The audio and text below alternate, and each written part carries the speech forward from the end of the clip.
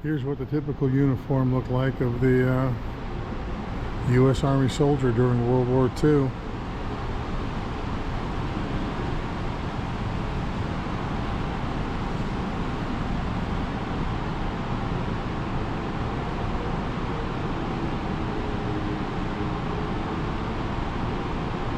Here's a 75mm artillery piece.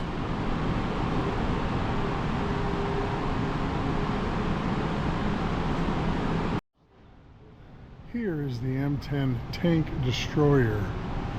As you can see, it looks like a tank. It has the same chassis. It has a rotating turret, but this is the M10 tank destroyer, nicknamed the Wolverine. And the turret up on top, it was open. It wasn't enclosed, fully enclosed like a normal tank. It had a much bigger gun than the Sherman, and it was designed to knock out tigers and panthers.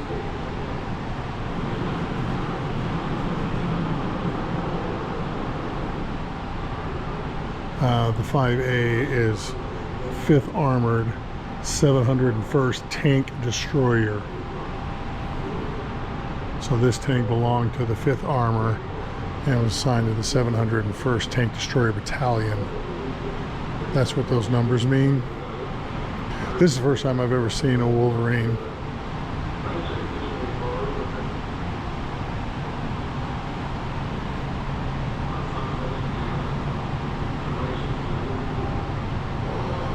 Some of the other weapons and stuff they used. Now this is a grease gun. They still actually had these in use when I was in the Army in the 80s. Of course, the old classic 1911. Those were still in service when I was in the Army. And here is a Garand, the M1A1 Thompson submachine gun, and the M1 carbine.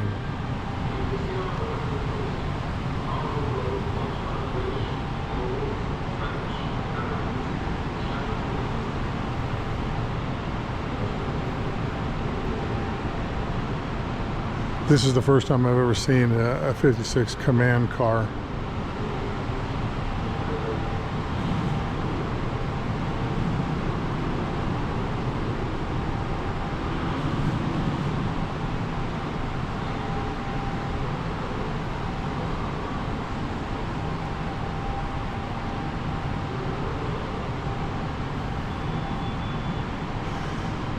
The 7A is 7th Army Headquarters 26th Division. Of course, that's Patton up there. And then his driver looks like he is a technical master sergeant. No, correction, he is a technical staff sergeant.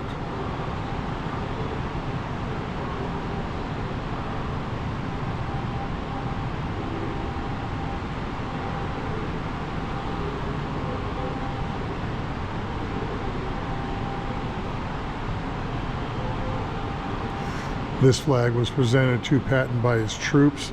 I'll zoom in here so you can read this.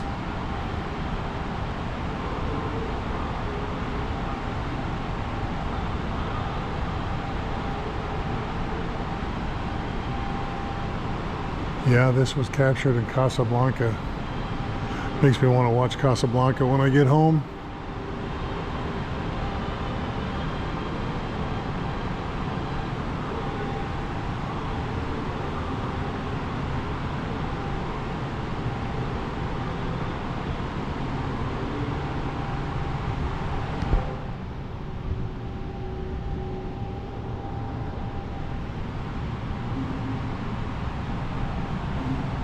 That is Patton's swagger stick. We call them swagger sticks, and the Germans, they would give them to field marshals, and it was the baton.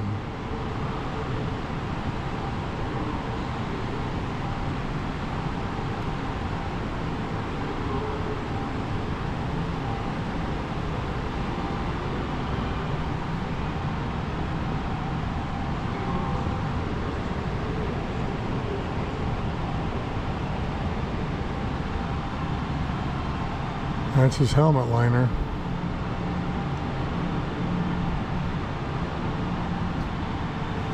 It's got the 1st Armor Division patch, 2nd Armor Division patch. And I believe that's 1st Army. I'd have to look that one up. A lot of people believe that Patton was involved in Operation Overlord when we invaded Europe on June 6, 1944, but he wasn't. His command was to the north and further up north in England, and it was a ruse called Operation Fortitude, and the Germans were so fearful of Patton that they used that to their advantage, and they made fake dummy tanks and planes and all that, so it looked like, you know, Patton and his army was massing further north in England. When the actual invasion happened, the Germans didn't commit everything because they thought the Normandy was not the full invasion, so they held back and waited for Patton, of course, which never happened. And that was one of the greatest deceptions in warfare history, and that's what Patton had done. And here are his custom pistols, the ivory with his gun belt.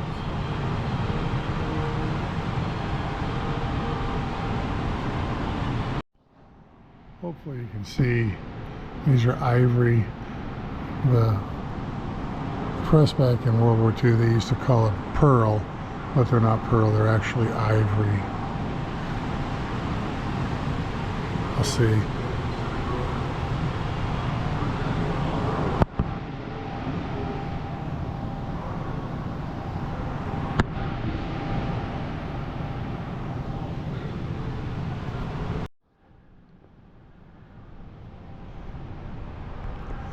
Here's a replica of Patton's dog, the famous Willie.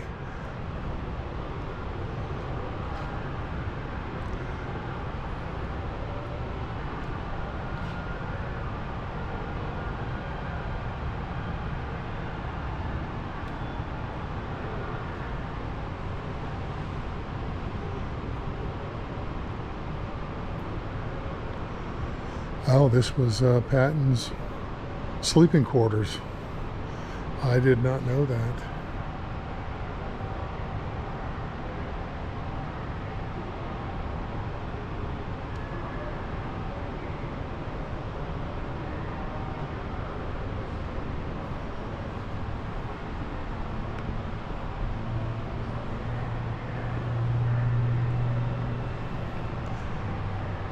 I think this is Patton's jacket. Yeah, this is his famous bomber jacket, and it has the 1st Armored Division. There's a picture of Patton with his bomber jacket on.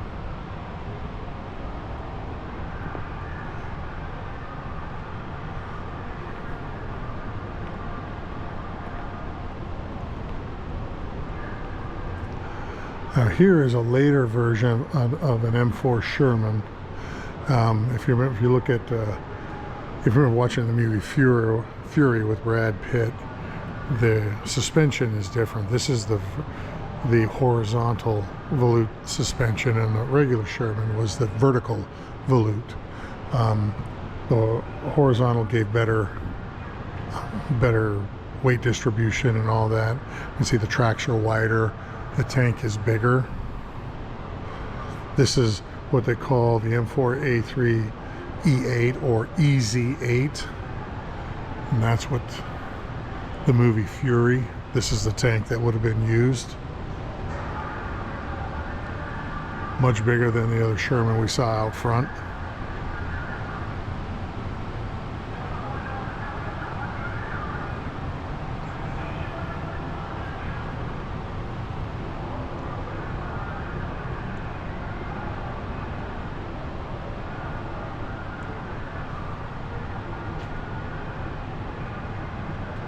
And that's a 50 cal machine gun up on top, just like in the movie.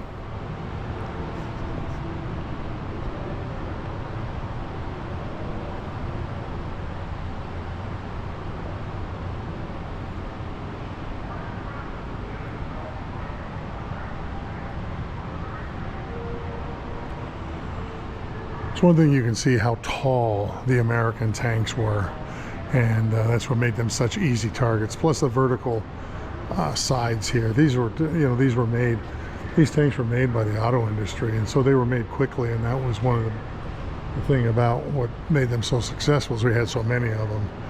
But